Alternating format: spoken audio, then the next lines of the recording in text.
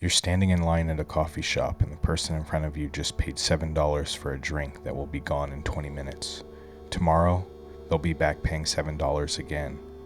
Nobody thinks this is strange anymore, but somewhere along the way, we stop questioning what our money actually is buying. There's a list forming in your mind right now. Things you spend on you don't quite feel are worth it, but you keep spending on them anyways. The subscription you forgot to cancel, the convenience you're paying a premium for, the status symbols that impress no one. These aren't accidents, they're patterns, and patterns reveal something about how we're trained to think about money. What's interesting isn't just that we waste money, it's that we waste it on the same things in the same ways, while telling ourselves different stories about why this time is justified. The psychology is more revealing than the math. We know better, and yet we keep doing it as if knowledge alone could change behavior forged by decades of conditioning. This isn't a list of things you should never buy. It's an examination of what money is actually buying you right now in this economy with these prices at this moment in your life. Because something that was a good deal 5 years ago might be quietly draining you today, and you're too close to it to notice. Let's start with the obvious one, the expense everyone talks about but few people actually change. Premium cable packages or bloated streaming subscriptions. You're paying 100 channels or 6 different streaming services and you watch maybe 3 shows consistently. The rest is just noise, digital clutter you scroll past while looking for something worth watching. The waste isn't in having entertainment, it's the gap between what you pay for and what you actually consume. You convinced yourself you need all these options, but options aren't the same as value. Most nights you end up rewatching the same show on the same device while $50 a month evaporates for content you'll never see. Here's the psychology. You're not buying entertainment, you're buying the feeling of having access, the possibility that maybe tonight you'll want to watch a documentary on the service you never use. It's FOMO dressed up as consumer choice, and it costs you $600 a year to maintain the illusion that you're the kind of person who has time for all of this. Cut it down to what you actually use a month, and suddenly you have $300 more per year. This isn't life-changing money, but money that could be working for you instead of subsidizing content you're ignoring. Question isn't whether you can afford it, it's whether it's buying anything real. Next, extended warranties on electronics. The salesperson makes it sound so reasonable. Protect your investment, just a few dollars more, peace of mind. But here's what they don't mention. Most electronics either break in the first 30 days when you're covered by the manufacturer, or they last years past when the extended warranty expires. You're paying for insurance on something that statistically doesn't need insurance. The companies selling these warranties make money because they collect far more in premiums than they pay out in claims. This isn't a secret, it's the entire business model. They know the math and they're betting you don't. The psychology here is about fear. You just spent $500 on a phone and the thought of it breaking feels catastrophic. So you pay $50 more to avoid that feeling, even though the odds say you'll never use the warranty. You're not buying protection, you're buying relief from anxiety that the seller just created. Take that warranty money and put it in a savings account labeled Electronics Replacement Fund.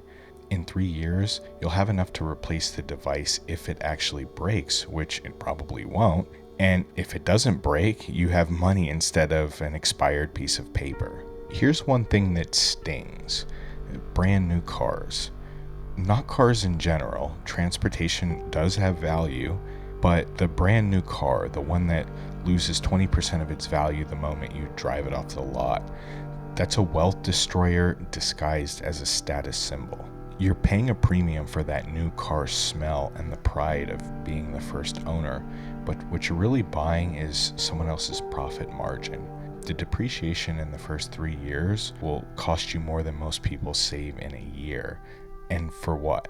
So you can tell yourself you deserve something nice? The psychology is brutal here. We've been conditioned to see new cars as achievements, markers of success, evidence that we've made it. But wealthy people, the ones who actually have money, They buy used luxury cars or drive older, reliable ones. They understand that cars are depreciating assets, not investments, and they refuse to subsidize the dealer's quarterly bonus. A 3-year-old car with low mileage gives you 90% of the utility at 60% of the cost. The only thing you lose is the ability to brag about something new.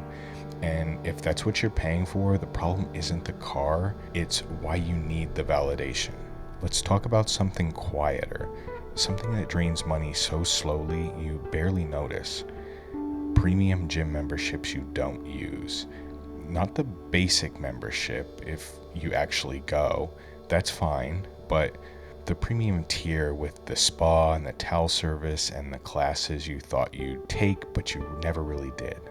You pay it every month, and every month you tell yourself this is the month you'll use all of those features.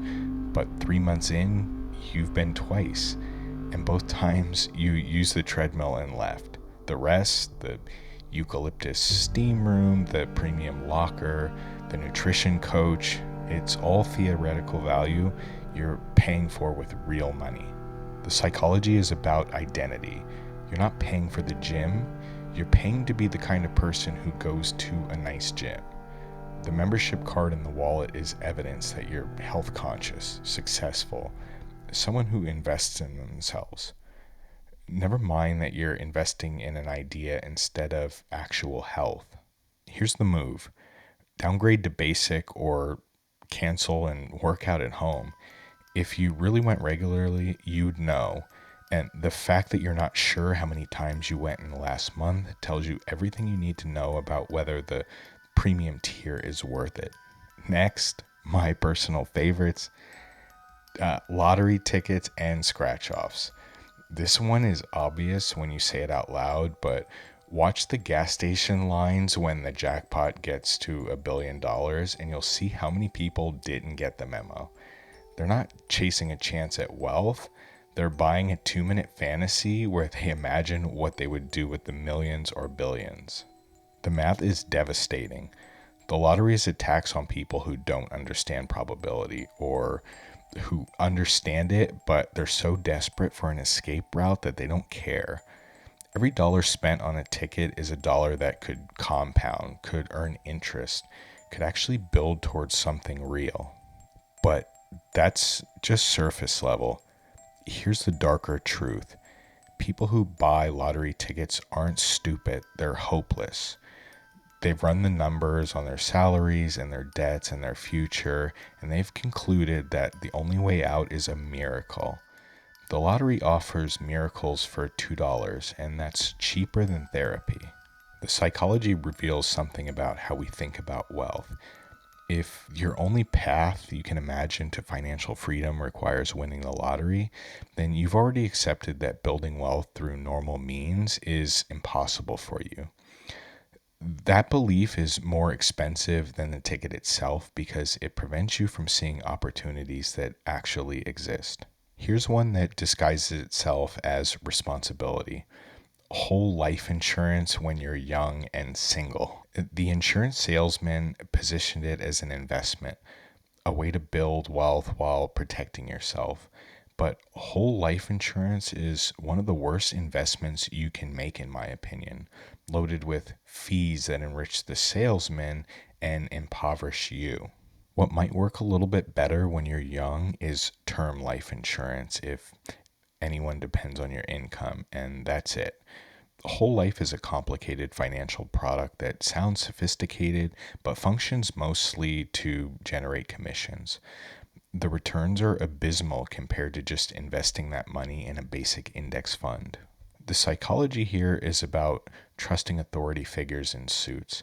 The salesman spoke confidently about cash value and tax advantages, and it felt irresponsible to question somebody who clearly knew more than you. So you signed, and now you're locked into paying premiums on a product that benefits everybody else except you. If you have whole life and you're not wealthy, talk to a fee-only advisor about whether you should cash it out or redirect that money into actual investments. The answer will almost always be yes, but the insurance company is betting you'll never ask the question. Let's examine something a little bit more subtle still: paying for convenience at every opportunity. The food delivery app that charges you $3 for delivery, $4 in service fee, and marks up the menu prices by 20%. The grocery delivery that costs $10 when the store is 15 minutes away. The everything delivered now because your time is so valuable. Yes, your time is valuable, but is it more valuable than the 30% premium you're paying for someone else to do something for you that you could do in 20 minutes? Sometimes it is. If you're using that save money to earn money or build something or genuinely rest, yeah, sure, it's worth it. But most of the time, you're using it to scroll through the phone or sit on the couch. The psychology is about what we tell ourselves to justify small decisions. Each convenience fee seems reasonable in isolation, but it's really only when you add them up over a month or two that you realize you spent $200 to avoid minor inconveniences. That's $200 that could be working for your future, but instead it's paying for your present discomfort with that could have taken a little bit of effort. Here's the test. Track your convenience spending for 1 month. Every delivery fee, every service charge, every premium for speed. At the end of the month, ask yourself what you got for that money. If the answer is, I honestly don't remember, then you've found the leak in your financial boat. Next up, credit card interest, but specifically the kind you're paying because you're carrying a balance for no reason other than inertia. You have the money to pay it off or at least pay it down significantly, but you're making minimum payments because it feels manageable. Meanwhile, you're paying 18% interest on that balance. 18% in an economy where savings accounts pay 5% if you're lucky. You're literally paying someone else to borrow your own future money, and the interest you're paying could be earning interest for you instead. The psychology here is about avoidance. Looking at the full balance is painful, so you don't. You pay the premium, you tell yourself you'll pay more next month, and meanwhile, the interest compounds against you. It's not that you can't do the math, it's that doing the math would require acknowledging how much this convenience is actually costing you. If you have credit card debt and any savings beyond a tiny emergency fund, you're paying to borrow your own money at a terrible exchange rate. Pay off the card, even if it means your savings account looks smaller.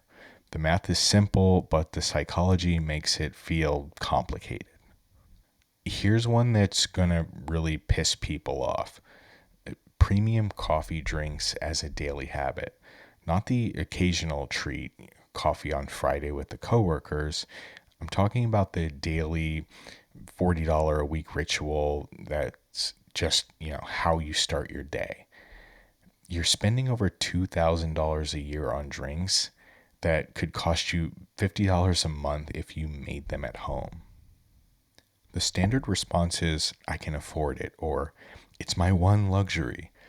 But affordability isn't the question. The question is whether that money is buying $2,000 worth of value or whether it's buying a habit you stop noticing 3 months after it started. The psychology here is complicated and layered. The coffee shop is kind of a third place between home and work, a small rebellion against the mundane, a moment where someone makes something for you. You're not buying a coffee, you're buying a feeling of being cared for, a brief escape from making all the decisions for yourself. But that feeling costs $2,000 a year, and here's the thing: it stops working after a while. The drink becomes routine, the barista doesn't remember your name at the new location, and you're left with an expensive habit that no longer delivers what you originally sought. The solution isn't deprivation, it's honesty about what you're actually getting for what you're paying. I want to talk about something that's a little bit more rare, but I still see it from time to time. I'm talking about subscription boxes that you don't need. the monthly delivery of razors, snacks, books, clothes, grooming products, specialty foods. Each one costs $30 to $40, and you signed up because the idea of curated convenience sounded appealing. But here's what actually happens: the box arrives, you open it, you use maybe half the contents, let's say, and the rest is going to sit in your drawer until you throw it away a couple months later. You're not buying products, you're buying the experience of receiving a package, the small dopamine hit of getting mail that isn't bills. It's about manufactured excitement. Your life feels routine, so you engineer little surprises for yourself. And the companies have realized they can monetize on that desire. But surprises you schedule aren't really surprises, and packages you're paying for aren't really gifts. Try to cancel everything you can except for what you actually use every single item from in that box you get. If you have to think about whether you use it, you don't use it enough to justify the cost. The money you save can go towards something that actually changes your life instead of temporarily decorating it. This one's going to hit home to maybe one or two of you, but it's financing furniture or electronics on payment plans when you could pay cash. Not because you don't have the money, but because the store offered 0% interest and it felt smart to keep your cash. But 0% interest isn't free, it's a trap disguised as a deal. Here's what really happens: you commit to 18 months of payments, and for 18 months, you have this small obligation hanging over you. You're less free to make choices because you have this payment. And statistically, a percentage of people miss a payment, and suddenly that 0% becomes 24% retroactive interest. The psychology is about preserving optionality. You want to keep your cash available for emergencies or opportunities, so you finance the purchase instead. But what you're really doing here is trading actual freedom for the feeling of freedom. The cash sits in your account and the debt sits on your credit report, and you're not actually better off. If you need a payment plan to afford something, you can't afford it. I don't want to be judgmental, and that's not intended to be that. It's just the math. And if you can afford it but choose the payment plan anyway, you're paying an invisible cost in reduced flexibility and increased complexity. Just pay for things you can afford to pay for and stop creating financial relationships you don't need to exist. This is a good time to talk about something that most people don't think about: premium smartphone plans with unlimited everything when you're constantly on Wi Fi. You're paying $90 a month for unlimited data, unlimited calls, unlimited text, and you use maybe 10% of those allowances because you're connected to Wi Fi nearly 90% of the time. Somewhere along the way, carriers convinced us all that more is better, that unlimited means premium, that you need this just in case. But when you actually look at your usage, you'd be fine with a $50 plan. The extra $40 a month is nearly $500 a year for capacity you're never going to use. This goes back to what we talked about earlier, and it's that pure insurance way of thinking again. Paying for potential usage instead of actual usage. What if you need to stream a movie while waiting at the DMV?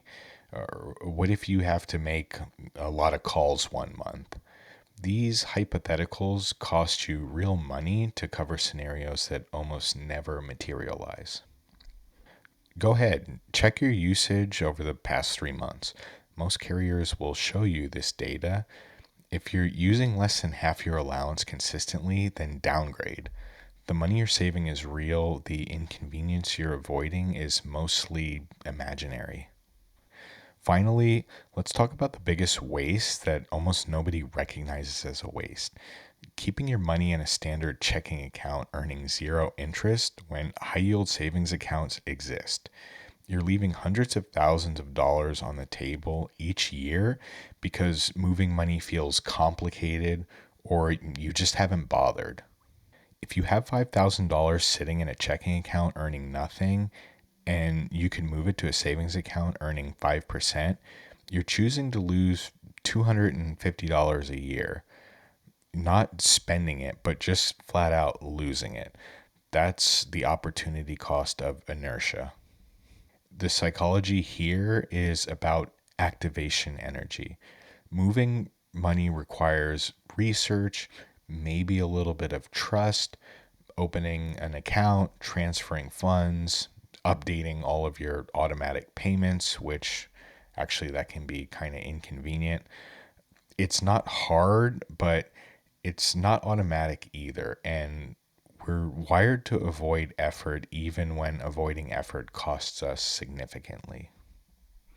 This is what I refer to as tax on friction, and you're paying it every month because taking an afternoon to optimize your accounts feels less urgent than it really is. This is free money just sitting there waiting for you to pick it up. And you're not picking it up because picking it up requires you to change something. Here's the thread that connects all 10 of these wastes.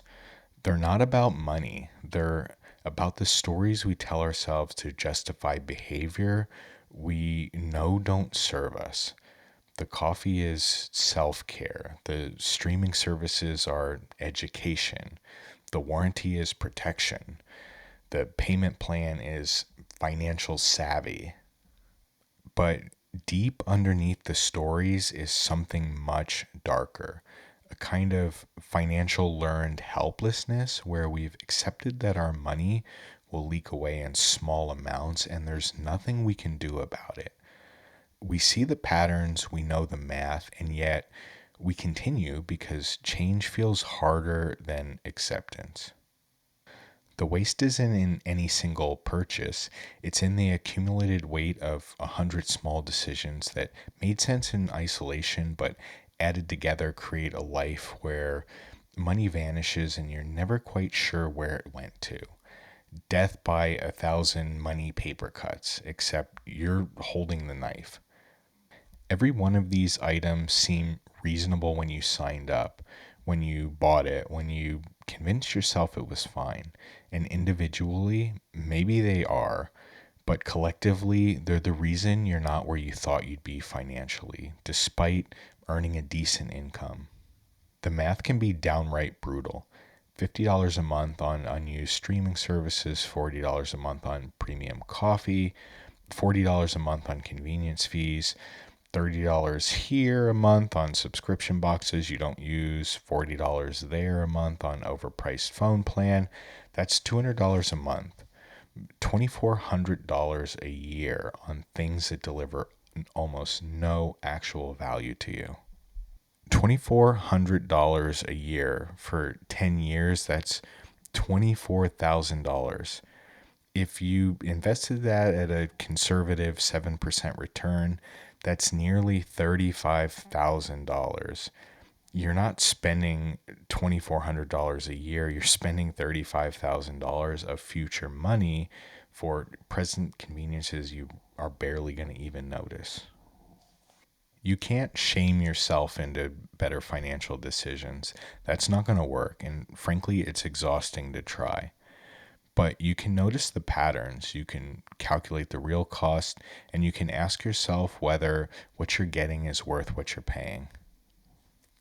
I think there's some things that actually make this a little bit difficult. Some of these expenses genuinely do add value to your life. The coffee shop is maybe one of the places where you meet friends. I've met some really good friends at coffee shops. That streaming service maybe has that one show that you really like and love, and maybe everybody in the office talks about it, and it's a way you bond with everybody. That delivery maybe saved you one day from being overwhelmed and not able to handle life. The question isn't whether these things have value, they do. It's whether they have enough value to justify the cost of using them so often. This requires a kind of ruthless honesty that most people are going to avoid. You have to actually track what you spend to compare it to what you receive. You have to admit that the gym membership is subsidizing your fantasy self, not your actual self. You have to acknowledge that the warranty was fear based spending, not rational planning. Most people are not going to do this because it means confronting how much money you've wasted on things that never really made a difference in your life. It's easier to stay vague, to tell yourself you're doing fine, to not look closely at the numbers. But vague management is going to create vague results. And vague results mean you never quite get where you're trying to actually go. The alternative I'm proposing is visibility. Track every dollar for a month. Not to judge yourself, just to see. This is an exercise in observation. Notice where the money goes. Notice what purchases you remember and which one kind of disappear in the back of your mind. Notice the gap between what you intended to buy and what you actually use. Here's what you're probably going to discover. A shocking amount of your money is going towards purchases that deliver almost no lasting value. You thought you were being reasonable, but reasonable is a very low bar. The question isn't whether you can afford these things, it's whether you're buying what you think you're buying. That all was a little bit dark, but there is a hopeful part. Every one of these wastes is optional. You can cancel the subscriptions, downgrade the plans, skip the warranties, stop the coffee habit, or maybe go a little bit less. Don't stop it. Avoid the payment plans. None of these require you to earn more money. They just require you to redirect money you're already spending. Not deprivation, but intention. Spend lavishly on things that genuinely matter to you, that you consciously value, that make your life measurably better. But please stop spending unconsciously on things that have become habits that you no longer question. The money you're wasting now could be building something real, that emergency fund, so you stop kind of living on the edge and living in fear. Investments that compound over decades and turn into something you never could have imagined that you have. The ability to leave your job you hate or take a risk on something you love. But you can't build any of that while your money is evaporating on conveniences you forgot you were paying for. Here's what changes when you stop wasting money. It's not immediate. You won't feel rich after the next month or two or 3, but 6 months in, you're going to start to notice something strange. Your checking account isn't as empty every payday. You have choices that you didn't have before. The anxiety that lived in your chest every day whenever you thought about money quietly starts to settle down.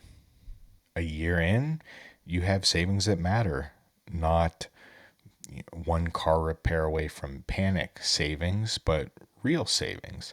The kind where you can handle an emergency without swiping the credit card or take advantage of an opportunity without borrowing. This feeling, the feeling of having a buffer, is more valuable than the convenience you gave up to get there. 2 years in, the feeling changes even more. You start to see compounding. The money you're not wasting is earning money. The investments are growing. The debt is shrinking or even gone at this point. You're not rich, but you're moving in a direction, a new direction that matters more than the speed. None of this happens if you don't start. And starting means acknowledging that the way you've done things, the way you've been doing things isn't working as well as you told yourself it was. It means admitting that you've been wasting money on things that don't add value because everyone else wastes money on them too.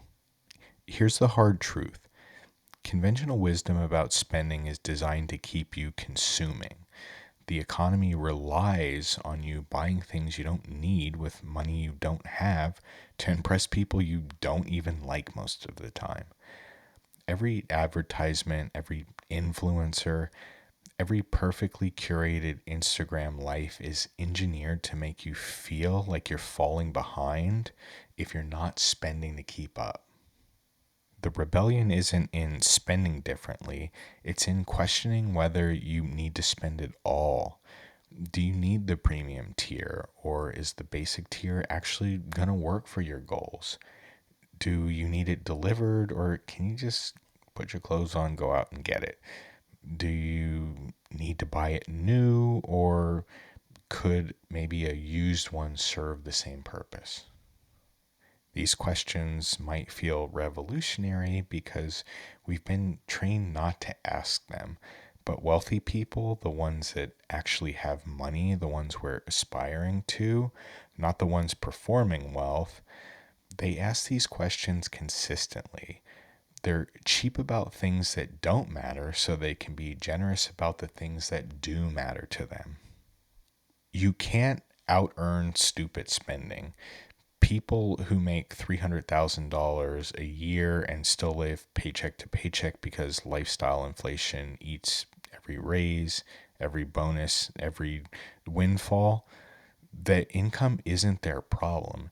It's their relationship with spending that needs to be examined. So now we get to the point where we have to ask, where does this leave you? Probably sitting here with a mix of emotions, defensiveness and recognition, maybe. Defensiveness because some of these expenses feel personal, like criticizing them is criticizing you. Recognition, maybe because you know deep down that you're spending money on things that don't actually matter to you. The path forward isn't perfection. It's not cutting every single unnecessary expense and living like a monk. It's consciousness. It's asking, is it worth it? But doing that before the money leaves your account instead of after. It's choosing deliberately instead of defaulting to convenience. Today, start with one item on the list, just one. Cancel the subscription you never use, or pay off the credit card balance, or downgrade the phone plan, or move from Lifetime Fitness to Planet Fitness. Save that money for 3 months and see what it feels like to have an extra $100 or $200 that didn't evaporate into nothing. Then ask yourself, what else am I spending on I don't actually value? And be honest with yourself, brutally honest, uncomfortably honest, because every dollar you're wasting is a dollar that could be building a different future. And time is one resource that you're never going to get back. It's the small decisions that compound, just like the big ones. You think the coffee doesn't matter. You think that this subscription doesn't matter. The convenience fee doesn't matter. But they matter collectively, and collectively, they're the reason you're feeling a little stuck. The opposite is true at the same time. The small acts of awareness compound too. Every unnecessary expense you cut, every dollar you redirect, every pattern you interrupt, these add up to something significant. Not overnight, but over time they do. And time is what you have if you start right now. This isn't supposed to be a lecture. It's an observation about patterns that repeat across millions of people who know better but do it anyway. The question isn't whether you know you're wasting money, you already know that. The question is whether knowing is enough to change behavior or whether behavior requires something more than knowledge. Maybe in some weird way it requires pain. The pain of actually seeing the numbers, the pain of acknowledging the gap between who you are and who you tell yourself you are financially. Or maybe it requires hope, the hope that doing something different might lead to something better. Either way, it doesn't matter. The money is leaving your account right now for things you barely even value. It left yesterday, it will leave tomorrow, and next year it's going to leave again, and you'll be in exactly the same place wondering why nothing changed. Unless you decide that this is the moment, this awareness is the moment things start to change. The system wants you comfortable and consuming. The employer wants you dependent on them. The advertisers want you insecure. But somewhere in you is the person who sees through all of it, who recognizes the waste for what it is, who's tired of working hard and having nothing to show for it. That person doesn't need a financial guru or a complicated spreadsheet. That person just needs to stop doing the things that aren't working and start doing the things that might work. It's really that simple, which is why it's so hard. Simple means there's no excuses and no complexity to hide behind. There's more to this pattern. Wait until you see where this leads in the next video.